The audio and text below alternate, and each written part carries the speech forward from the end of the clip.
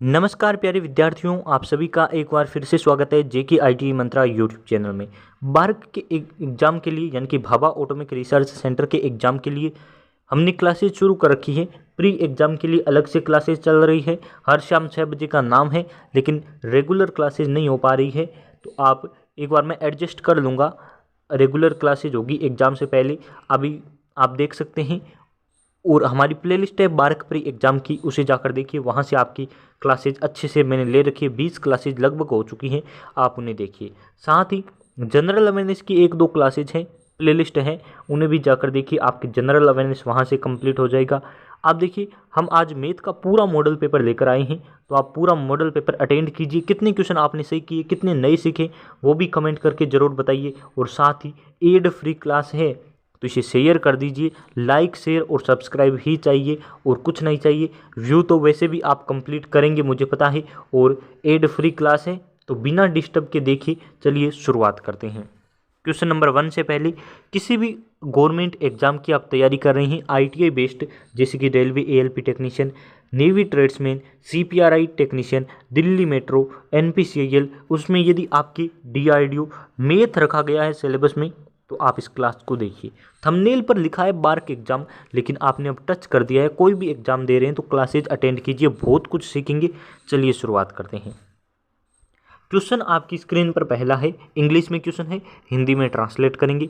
कभी हिंदी वालों को क्वेश्चन प्रोवाइड करवाते हैं, इंग्लिश में भी ट्रांसलेट करने की कोशिश करते हैं, तो आप लैंग्वेज देखकर वीडियो छोड़कर मत जाइए, पूरा अटेंड कीजिए। अब देखिए, क्वेश्चन कह रहा है, if each edge of a cube is increased by 10%, then the percentage increase in its surface area H. अब देखिए ये क्या कह रहा है। इंग्लिश वालों की डिमांड के अकॉर्डिंग इंग्लिश में पेपर बना है, और आपको पता है टाइम नहीं मिलने की वजह से केवल एक लैंग्वेज में बनेगा। हिंदी में बहुत कुछ दिया है, आज इंग्लिश वालों को भी कुछ देंगे, तो आप दोनों देखिए। इंग्लिश वाले आज तक एडजस्ट करते आए हैं, आज आपको एडजस्ट करना है। देखिए देखिए, कह रहा है कि यदि हम क्यूब की एक साइड को, क्यूब क्या होता है, ये वाला, ये होता है ना, जिसे आप क्या बोलते हैं, घन बोलते हैं। यदि हम क्यूब की एक साइड को 10% बढ़ा देते हैं, तो उसकी क्षेत्रफल में कितने प्रतिशत की वृद्धि होगी, ये पूछ रहा है। तो मान लेते हैं, पहले हम क्या मानते हैं कि ये क्यूब है, इसकी पहले कितनी थी, पहले हम मान लेते हैं कि 10 सेंटीमीटर की भुजा है, 10 मीटर या 10 सेंटीमीटर, 10 सेंटीमीटर की है। तो इसका एरिया ज्ञात कीजिए। एरिया होता है 6a²। हम कहेंगे 6 इंटू 10 की स्क्वायर यानी कि 100, यानी कि पहले इसका एरिया कितना था, तो हम कहेंगे 600। तो मैं इसे एक लाइन में लिख देता हूँ कि पहले इसका एरिया कितना था। तो एरिया A1 से लिख रहा हूँ मैं, 600 आपकी मीटर स्क्वायर इसका एरिया था, क्योंकि मैंने ये मीटर माना है। अब देखिए, मैं इसे 10% बढ़ाता हूँ, यानी कि इस लंबाई को मैं 10% और बढ़ा देता हूँ, तो आप कहेंगे वो हो जाएगा आपके 1, यानी कि 10 का 10%, 10 मीटर का 10%, यानी कि हम कहेंगे अब ये जो है, ये हाइट है आपकी, यहाँ वाला मैं मिटा देता हूँ एक बार, कि अब जो आपकी हाइट है वो 11 मीटर है, ये वाली है। मैं किसकी बात कर रहा हूँ, इसकी। 11 मीटर हाइट कर दिए, पहले 10 मीटर थी, अब मैंने 10% बढ़ा दिया है, यानी कि किसी चीज़ का 10% बढ़ता है, तो यानी कि 10 का 10% 1 होता है, तो अब 11 मीटर हो गई है। अब 11 मीटर हो गई है, इसका मतलब अब नया जो एरिया आएगा उसे मैं A2 का नाम दूंगा, और ये है A1। तो सेम फॉर्मूला है, 6a², 6 इंटू, अब ए हो गई है आपकी 11, तो 11 का स्क्वायर कीजिए 121।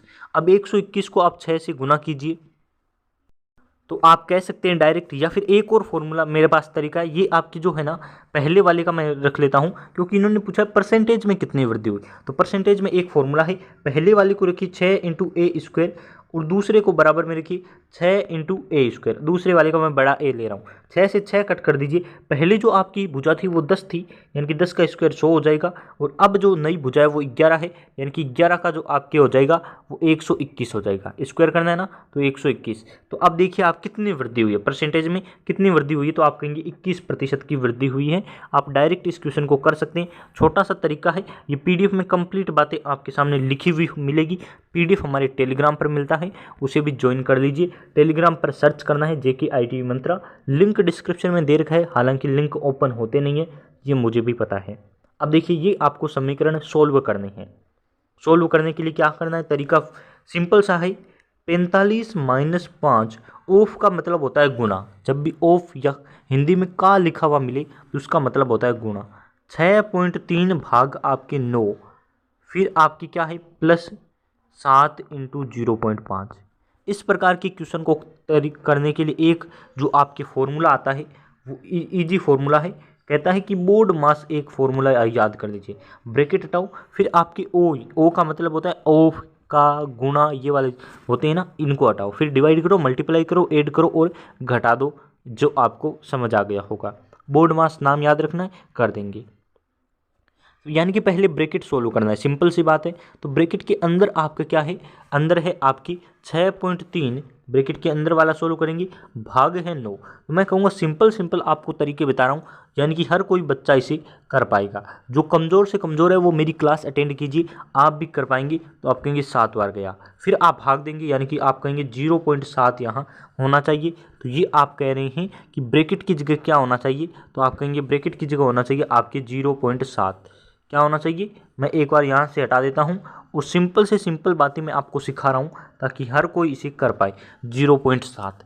अब देखिए दूसरा तरीका, बोर्ड मास क्या कहता है, बोर्ड हट गया, अब गुणा का निशान या काकू की है वो करना है।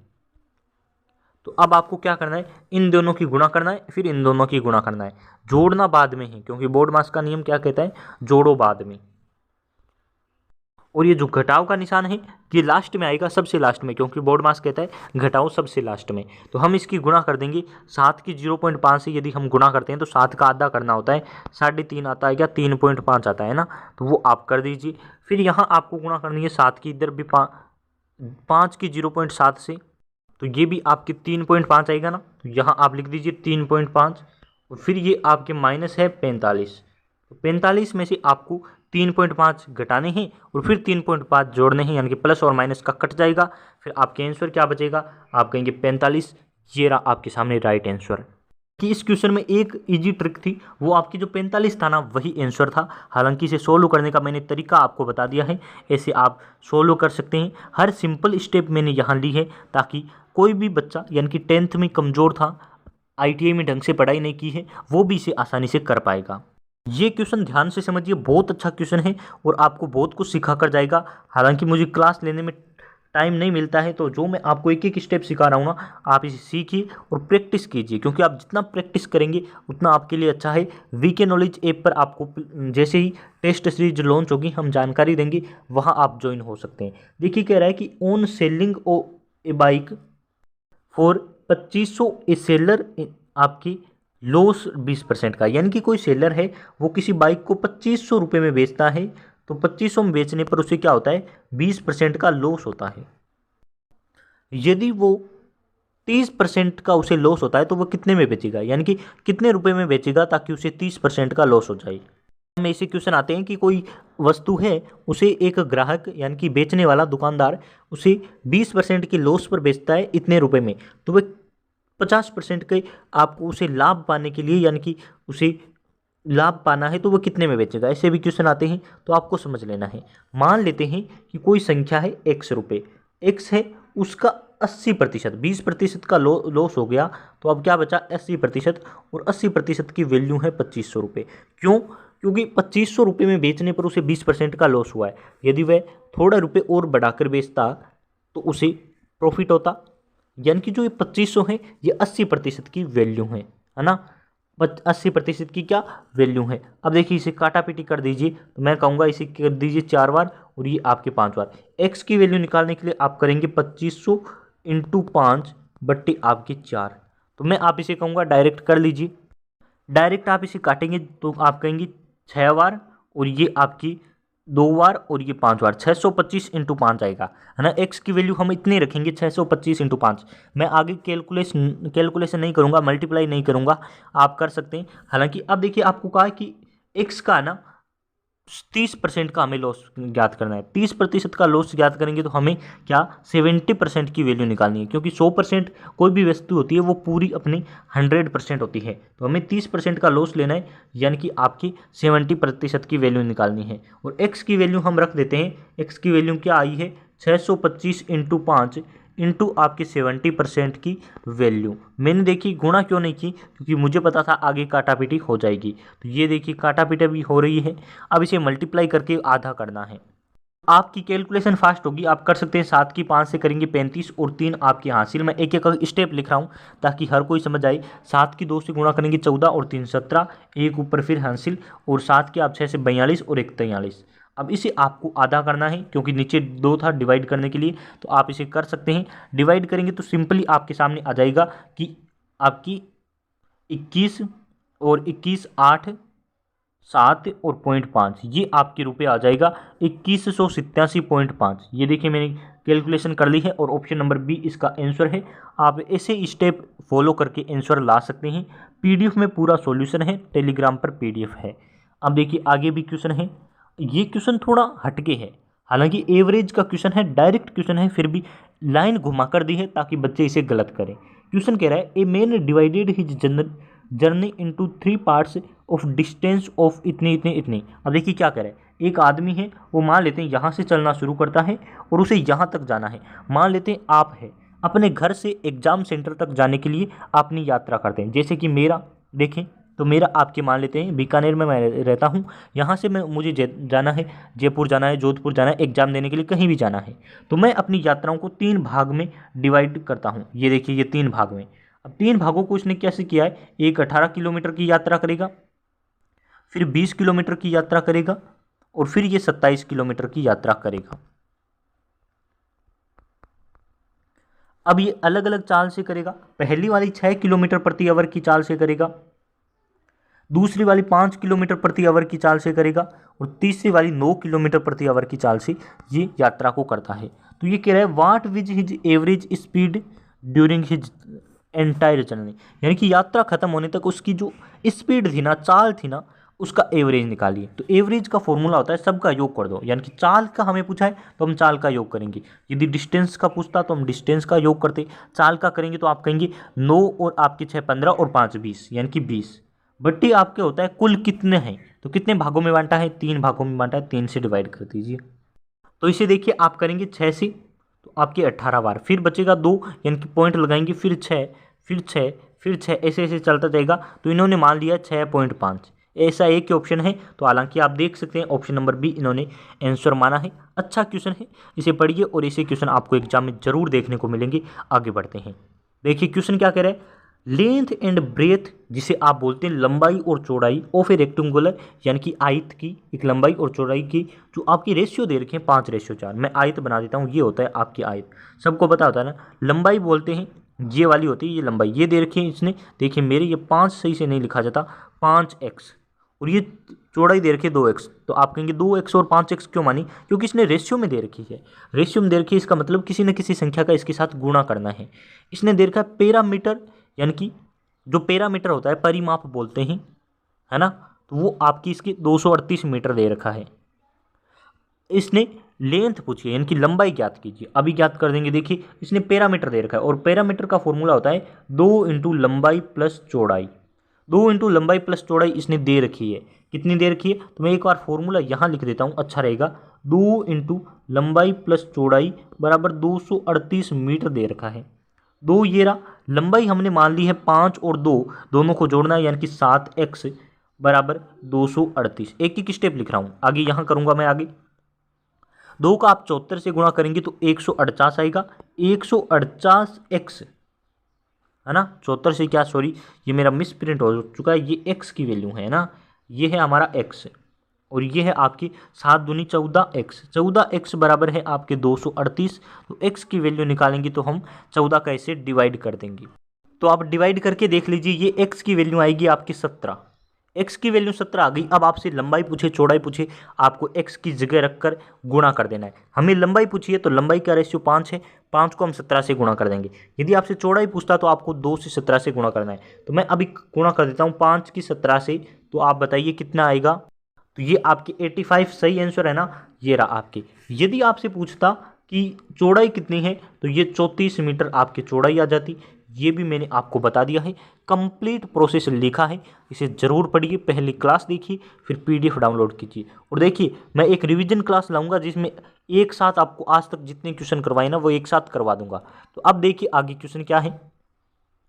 In how many years will the simple interest on a sum of money be equal to the principal at rate of 12.2/4 of P A. यानी कि आपको अब क्वेश्चन ये डीआईडीओ में भी आया था, डीआईडीओ में क्वेश्चन आया था कि प्रिंसिपल 10% की रेट दे रखी थी शायद, कि 10% की रेट से सिंपल इंटरेस्ट और आपकी जो मूलधन है वो बराबर कब हो जाएंगे, ऐसा क्वेश्चन आया था उसमें भी। तो सिंपल क्वेश्चन है, आप इसे पढ़िए। देखिए मैं आपको बताता हूँ क्वेश्चन क्या होता है। फॉर्मूला होता है पी आर टी बटे 100, पी आर टी बटे 100 प्रिंसिपल, ये होता है आपकी सिंपल इंटरेस्ट का फॉर्मूला। इसने कहा है कि सिंपल इंटरेस्ट और प्रिंसिपल बराबर कब हो जाएंगे, बराबर हो जाएंगी, यानी कि ये एक दूसरे से आपके कट जाएंगे। तो अब आपके बचा क्या है, आर, यानी कि आर ये रही। तो इसे सोल्व कीजिए, कितनी है 12/2/4 है। तो इसे आप कर सकते हैं, एक बार मैं सिंपल करके दे रहा हूँ लेकिन आप इसे काटापीटी भी कर सकते हैं। 1/2 कर दीजिए, 1/2 करेंगे तो क्या हो जाएगा आपकी, तो आप डायरेक्ट लिख लीजिए 50/4। क्या लिखेंगे 50/4, इसे हमने शॉर्ट करके लिखा है। वैसे हो जाएगा कि आप करेंगे 25/2 यानी कि 12.5% या फिर 25/2, कुछ भी लिख लीजिए, ये आपके सामने है। तो मैं इसे 50/4 ही रखूँगा क्योंकि हमें 100 से कट भी करना है तो सिंपल रहेगा। तो आपकी नया फॉर्मूला है आर टी। तो आर टी में आप कहेंगे 50/4 बट्टे आपके 100 इंटू आपके टी टाइम कितना दे रखा है, तो ये आपको ज्ञात करना है। तो अब इसे आप यहाँ छोड़िए और आगे बढ़ते हैं। देखिए यहाँ मैं आपको समझा देता हूँ, हमारी समीकरण क्या है 50/4 बट्टे 100। तो 100 के नीचे भी कुछ नहीं है यानी कि 1 मान लेते हैं। जब आप इसे सोल्व करेंगे तो क्या बन जाएगा, तो ये बन जाएगा आपके 1/100। आप इसे काटिए तो कहेंगे 2 बार कटा, यानी कि आपके जो, और यहाँ जो टी है वो टाइम तो है ही, टाइम है तो हमें टाइम को क्या करना है, अकेला अकेला करेंगे तो इधर आएगा टाइम, आपकी इधर गुणा में है, इधर आ जाएगा भाग में। यानी कि आपकी जो समीकरण बनेगी वो क्या बनेगी, तो आप कहेंगे कि 1 टाइम है वो आपका है, या फिर सिंपल यहाँ से समझ लीजिए, मैं आपके सामने कोई खेल नहीं कराऊँ, डायरेक्ट आपको समझा देता हूँ। टी से गुणा है तो आप रखिए। तो अब आपके सामने समीकरण आई है वो है टी/8। टी/8 बराबर आपके है 1, क्योंकि मैंने सिंपल इंटरेस्ट और पहले ही काटा था तो कुछ नहीं है, 1 है। तो अब आप टी की उधर गुणा कर दीजिए, यानी कि 8 ईयर या टाइम आपसे पूछा है वो 8 वर्ष टाइम आएगा। डायरेक्ट इसे कर सकते हैं, बस एक फॉर्मूला याद रखना था, पी/टी इंटू आपके जो बट्टा में 100 था। फाइंड द वैल्यू ऑफ आपको दे रखा है और इसकी वैल्यू ज्ञात करनी है। मैं आपको सिंपल लिख कर बता देता हूँ, 2.1 आपके है। फिर सिंपल क्या लिखते हैं, डायरेक्ट करेंगे इसे, टाइम वेस्ट भी नहीं करना है। आपको पहले ये वाला ब्रैकेट सोल्व करना है, क्योंकि सबसे पहले ये वाला ब्रैकेट आएगा। ब्रैकेट सोल्व करने का मैंने बहुत सारी ऐसे क्वेश्चन करवाए हैं जो आप अब आपसे कर पाएंगे। और ब्रैकेट सोल्व में भी बोर्ड मास का नियम लगाइए, पहले गुणा होती है, तो पहले गुणा कीजिए। तो आप कहेंगे 25 की यदि हम 5 से, ये वाला रख दीजिए फॉर्मूला, और सिंपल है कि आप इसे 25 के 5 से कट इसे कर दीजिए और ये आएगी आपके 12.5, है ना। मैं डायरेक्ट बता रहा हूँ, सिंपल एक एक स्टेप आपको बताने से क्या होता है, हर कोई बच्चा इसे कर पाता है। 13 में से 12.5 करेंगे तो आप कहेंगे 0.5, यानी कि इस समीकरण की जगह क्या आएगा 0.5, ये रहा। फिर आपको ये वाला ब्रैकेट पूरा सोल्व करना है, तो एक ब्रैकेट प्लस आपकी ये वाली गुणा कर दीजिए आप सीधा डायरेक्ट। तो 7.5 की एक स्टेप बताऊंगी कि आपको कि ये होती है, इस प्रकार से आपको गुणा करनी है। तो इसे कट कीजिए 4 से और इसे कट कीजिए 5 से, फिर ऐसे कीजिए। एक स्टेप से जो सिंपल है वो कर पाएंगे, जो इंटेलिजेंट है वो आगे से कर सकते हैं। तो आप कहेंगे 1 और फिर आपके कितने बचे, तो आप कहेंगे 5, यानी कि 15, और 15 आपको 4 से गुणा करेंगे तो क्या आएगा 60, यानी कि आपको इसकी गुणा करके क्या आएगा तो 60, डायरेक्ट कर लीजिए। तो ये रही 60 और 5, प्लस में आपको 5 करना है ना, क्यों, क्योंकि ये वाला 0.5, तो आप कहेंगे 60.5 आ जाएगा आपकी पूरे समीकरण की जगह। किसकी जगह, इतनी की जगह क्या आ जाएगा 60.5। अब इसलिए माइनस कर दीजिए 63 में से, तो आप कहेंगे 63 में से करेंगे तो आपके 2.5 आएगा। क्या, आप इसे एक बार मिलान कर लीजिए, डायरेक्ट आप कह सकते हैं 2.5 आएगा। तो इसे एक बार इरेज कर देता हूं मैं, क्योंकि एक स्टेप आपको बता रहा हूं ताकि आप हर कोई इसे कर पाए। ये देखिए आपके सामने है इतने की जगह क्या आ गया है, तो आप कहेंगे कितना आया था अभी 62.5 आया था क्या, ये लो 62.5, नहीं तो एक बार हटाकर देख लेते हैं ना, क्या आया था 2.5 ही आया था, सॉरी। तो ये लो मैं फिर से लिख देता हूँ 2.5, हमारी कितना आया था वही लिखना है हमें, 2.5 आया था। भूल गया था मैं, थोड़ी टाइम इरेज किया तो याद नहीं रहता है, आपको भी पता है। और ये रहा आपकी, यहाँ आपको डिवाइड करना है किससे, तो आप कहेंगे 2.25 से। तो डिवाइड पहले होता है हमेशा ही, 2.25 को डिवाइड किससे करना है, 2.5 से डिवाइड करना है। तो आप देख सकते हैं ऊपर मैं कहूँगा डायरेक्ट 10 लगाइए और नीचे आप लगाइए 100। हालांकि ये छोटा स्टेप है पॉइंट हटाने के लिए, लेकिन हर कोई इसे इजीली कर सकता है। 25 से नए काटे तो आप 5 से काट कीजिए इसे, 5 से, और ये 4 और ये 5 45, फिर ये कट कीजिए 9 बार। तो आप कहेंगे 90/100 आपके सामने आएगा। तो मैं इसे एक एक स्टेप आपके सामने लिख रहा हूँ, हालांकि मुझे कोई शौक नहीं है इतना धीरे करने का, फिर भी आपके लिए कर रहा हूँ ताकि हर किसी को समझ आ जाए। 90/100 करेंगे तो ये कट जाएगा, यानी कि 0.9 आएगा, और 0.9 को 2.1 में जोड़ना है, यानी कि उत्तर आएगा 3। अब देखिए इसे कहते हैं खोदा पहाड़ निकली चुईया। 62, 63 इतनी गुणा लंबी चौड़ी की, और आंसर आया केवल 3। कोई बड़ी संख्या आनी चाहिए थी ना, हालांकि हमने सही आंसर निकाला है, अच्छी बात है। आप इस प्रकार से क्वेश्चन पर कीजिए अभ्यास, मैंने बहुत सारे ऐसे क्वेश्चन करवा रखे हैं। अब देखिए अच्छा क्वेश्चन, ये क्वेश्चन तो एग्जाम में आना ही चाहिए, मैं मानता हूँ। इफ a + b = 11, यानी कि कह रहा है a और b को जोड़ते हैं तो 11 आता है, और a b को गुणा करते हैं तो 15 आता है, तो a² b² क्या होगा। तो देखिए मैं आपको सिंपल फॉर्मूला बता रहा हूँ। फॉर्मूला होता है a², या फिर इसे लिख दीजिए a + b का होल स्क्वायर बराबर क्या आएगा, a² + b² + 2ab, ये आपके फॉर्मूला होता है। अब देखिए आपको किसकी वैल्यू पूछी, इसकी वैल्यू पूछी है ना, तो इसे आप अकेला कीजिए। तो क्या कहेंगे, आप कहेंगे बनेगा फॉर्मूला आपकी a + b का होल स्क्वायर, ये वाला प्लस का है ना, तो इधर आ जाएगा -2ab बराबर a² + b²। आपको इसी की वैल्यू निकालनी है। a + b की वैल्यू कितनी दे रखी है, 11, यानी कि हमें करना है 11 का स्क्वायर, 11 का क्या करना है, स्क्वायर करना है। -2 × ab की वैल्यू कितनी दे रखी है, 15, यानी कि आप कह सकते हैं हम कर लेंगे, अब तो आप भी कर पाएंगे।